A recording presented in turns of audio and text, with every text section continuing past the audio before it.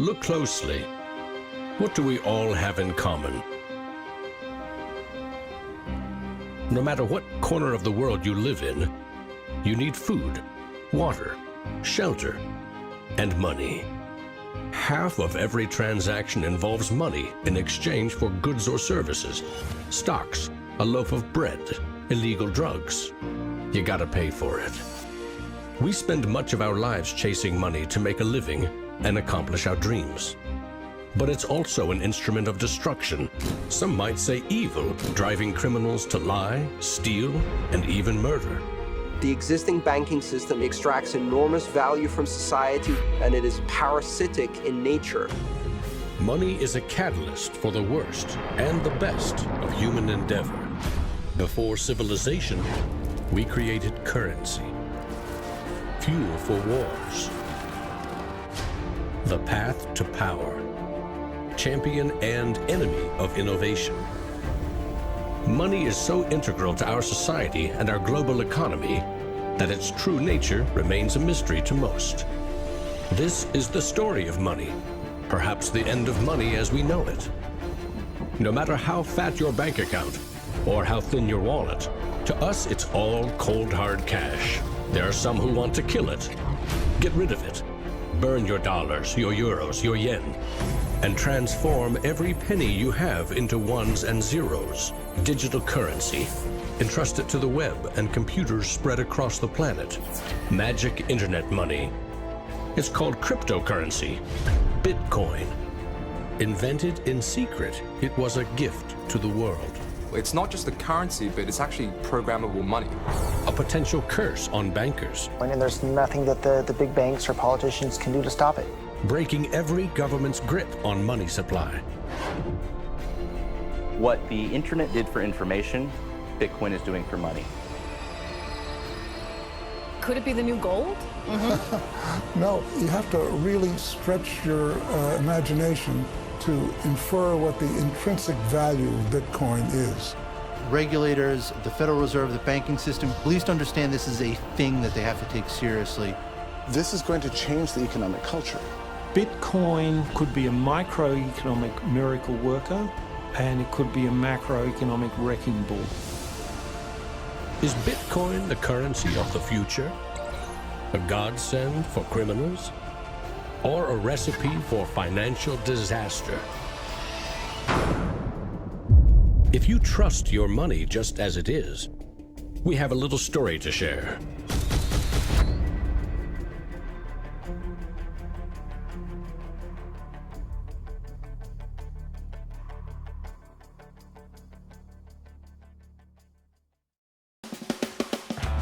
Once upon a time, there was a big party with everyone standing around the punch bowl, drunk.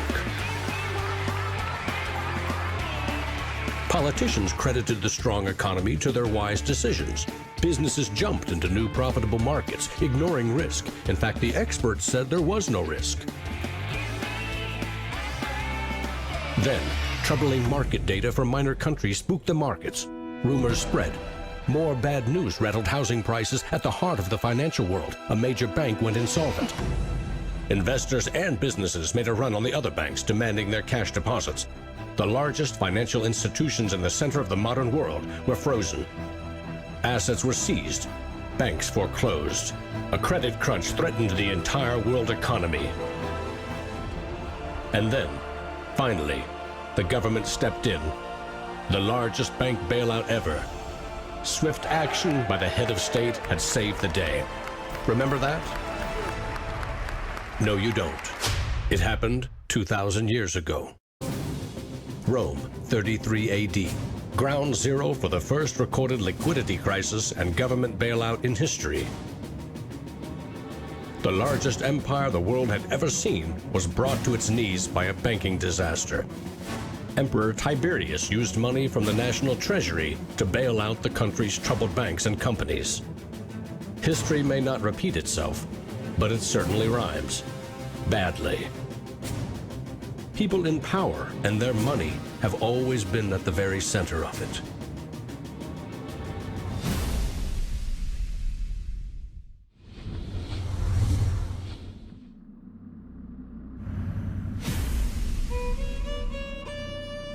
The story of money is as old as civilization itself. When we lived in small tribes, keeping track of debt was easy. You owed somebody a load of firewood. A neighbor owed you a piece of meat. Credits and debits were kept in your head, a mental ledger. Currency is a language that allows us to express transactional value between people. It's technology that's older than the wheel. It's as old as fire. When humans wanted to trade outside their tribe or village, they needed something everyone could agree had value, something scalable. Enter commodity monies. There were many kinds, but each had to embody the same 5 characteristics. A commodity money is relatively scarce, easily recognizable, can be cut into smaller pieces. You can substitute one piece for another of equal value, and you can carry it around without too much trouble. In ancient Rome, it was salt. The Aztecs used cacao beans. It was whale teeth on Fiji, yak dung in Tibet, shells in Africa and China. Grains, metal, ivory, rare stones, leather, fish. If it had the 5 characteristics of commodity money, someone probably used it as currency.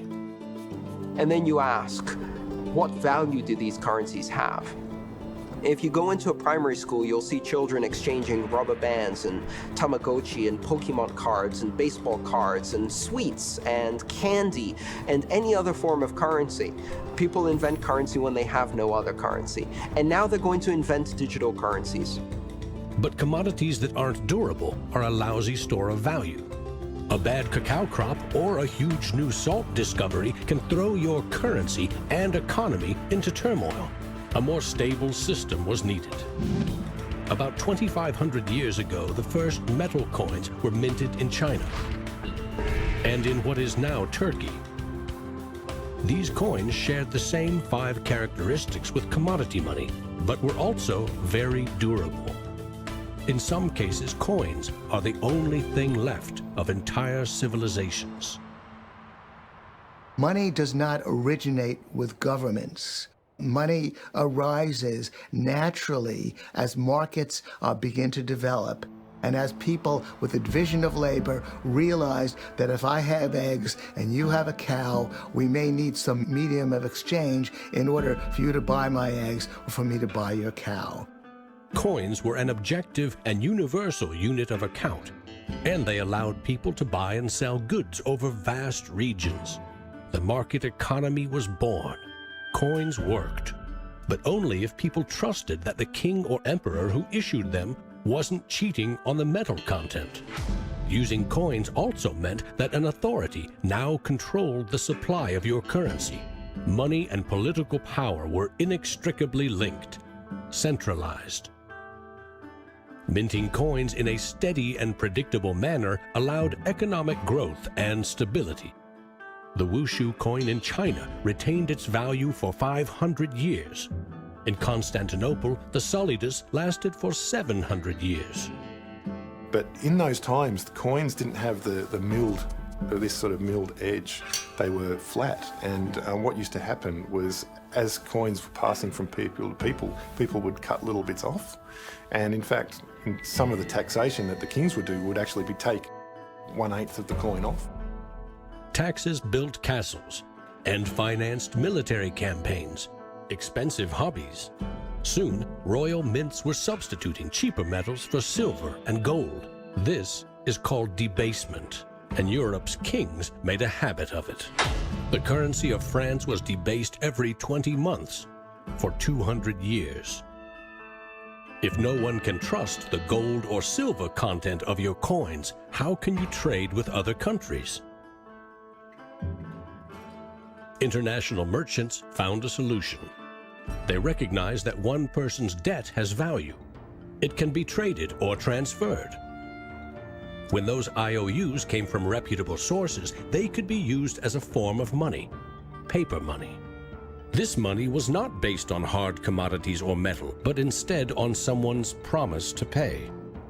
Merchant families like the Medici in 15th century Florence acted as clearinghouses for these IOUs. It worked like this. an English trader ordered a shipment of Italian cloth from the Medici for 100 gold coins. His promise to pay the Medici was put on paper. Meanwhile, the Medici owed 100 gold coins to another trading partner for delivery of wine from France. The parties didn't go to the expense of transporting and exchanging gold coins. Instead, the paper was transferred. Everyone agreed that the paper had value, 100 gold coins, but only because everyone trusted the Medici as solvent middlemen. They had created a paper money machine. Within a few generations, they rose from low crime to high finance.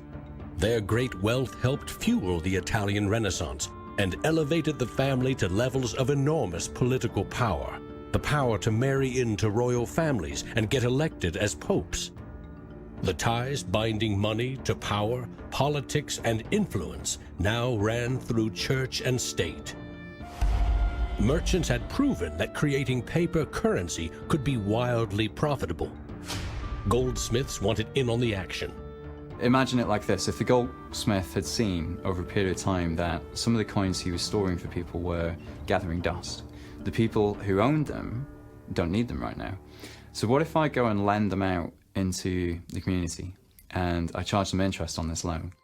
So he starts out lending some of these gold coins, and then later he realizes actually people don't even want the gold coins, they just want the piece of paper that says the gold coins are in the bank and with the goldsmith. So I can now make a loan with these pieces of paper, and whatever I write on a piece of paper, as long as people trust me, they'll trust the paper. And effectively the goldsmiths and the early day bankers, they had literally acquired the power to print money. More and more private paper money from merchants and banks circulated and began to rival the crown's coins. The power inherent in controlling and issuing money began slipping away from the rulers. They couldn't tax or debase this new kind of money, but they had bigger ambitions than ever with trading posts, colonies, and empires that now stretched across the globe. For centuries, European countries would take turns building massive fleets and waging war on each other to rule the world.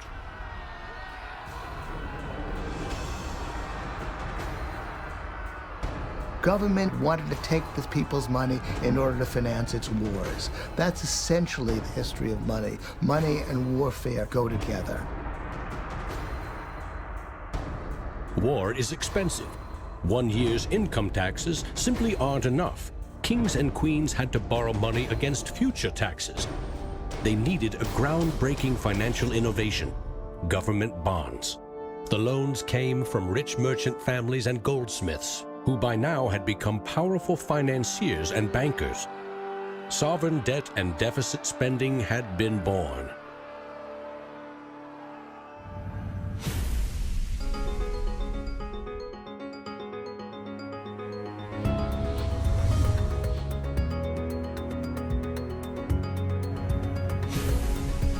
In 1694, the Bank of England was established to fund a war against France.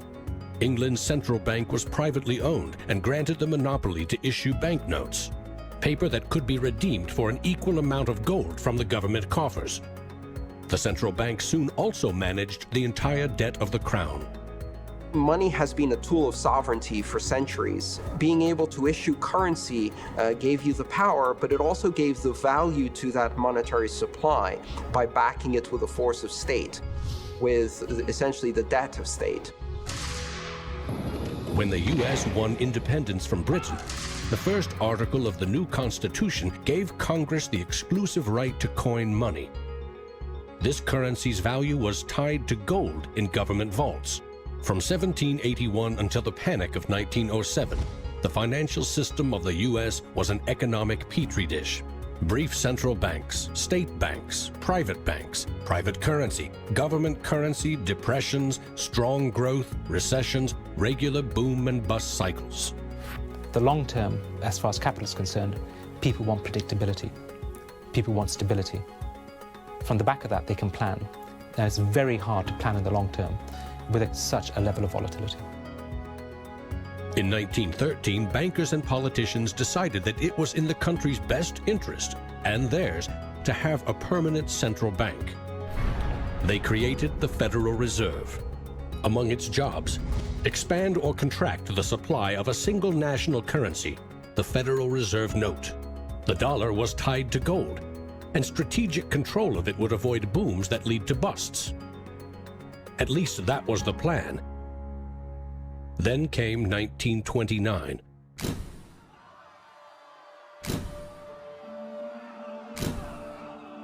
The Great Depression would have a profound effect on monetary policy worldwide.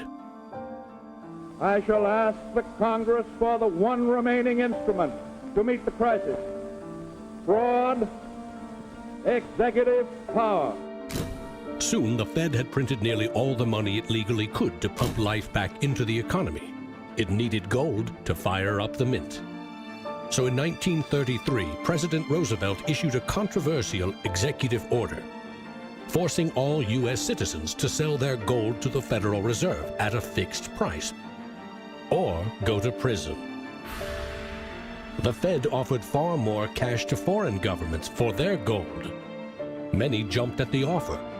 Gold flowed in, and dollars spread across the globe.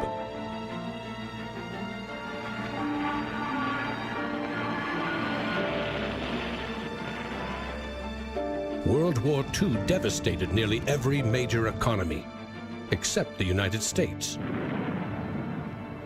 The military and industrial juggernaut emerged as the global financial superpower. The dollar had become the world's most stable and trusted currency. Other countries pegged their currency to the dollar, which could still be redeemed for gold. In fact, the U.S. owned more than half of the world's gold reserves. In the next few decades, more dollars flowed to foreign countries. Governments began debasing their coins with cheaper metals and printing more of their own currency than they had in gold. The bond between precious metals and paper currency was cracking. This is a 1966 50-cent piece. It was the last coin in regular circulation in Australia to contain silver, and it contains 80% silver. So in 1966, this was 50 cents. Nowadays, it's $8 roughly in silver alone. By 1966, foreign nations had had enough of the U.S. collecting gold and printing cash. And they had more value in dollars than the U.S. had bullion in its vaults. They demanded gold in return for their paper dollars. Arguments about the value of the dollar versus their currency ensued. In 1971, President Nixon settled the matter. He severed United States currency from the gold standard. I have directed Secretary Connally to suspend temporarily the convertibility of the dollar into gold or other reserve assets, except in amounts and conditions determined to be in the interest of monetary stability and in the best interest of the United States. Never again could anyone legally demand U.S. government gold in exchange for paper dollars. For better or worse, the dollar was now backed solely by the full faith and credit of the United States government.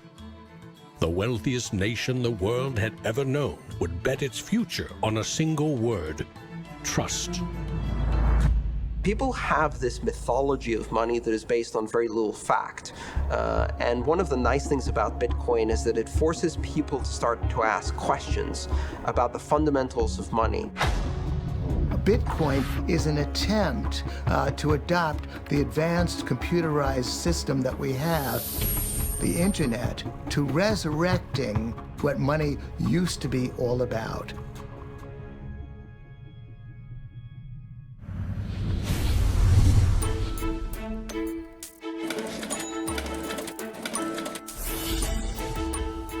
I think our dollar policies, our monetary policies, our fiscal policies have absolutely created a nation of debtors. Not just personal debt, not just corporate debt, but government debt. I mean, you have to look at those all together as one big thing. What is the wealth of the nation? Well, the wealth of the nation is a gigantic hole of money that we owe to the rest of the world that is never going to be paid back. Today, the United States pays more than $400 billion in interest to its creditors every year.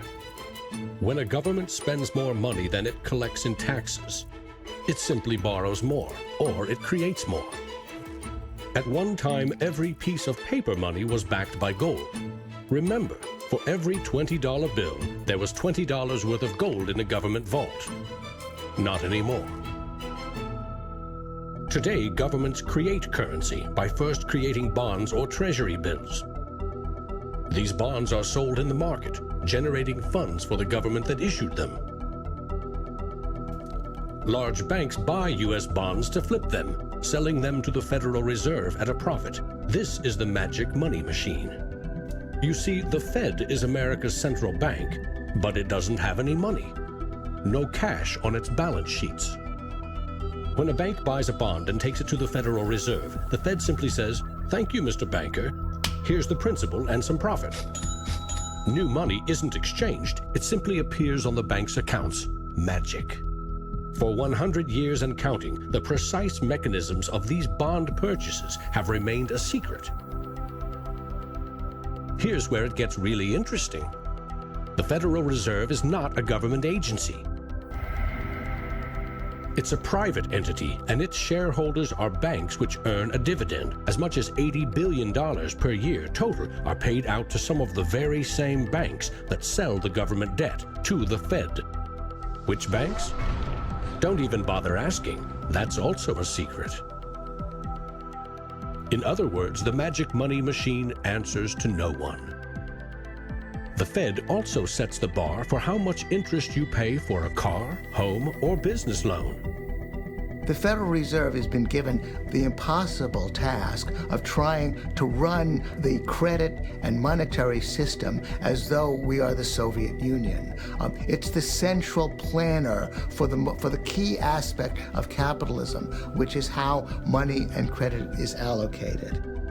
The Federal Reserve, on balance, does not help the economy. On balance, it hurts the economy. And it's bound to make mistakes, even with the best of intentions. The Fed is also supposed to boost employment with low interest rates, encouraging people and businesses to buy more goods and services. Governments getting involved in money is a good thing, and it's also a bad thing.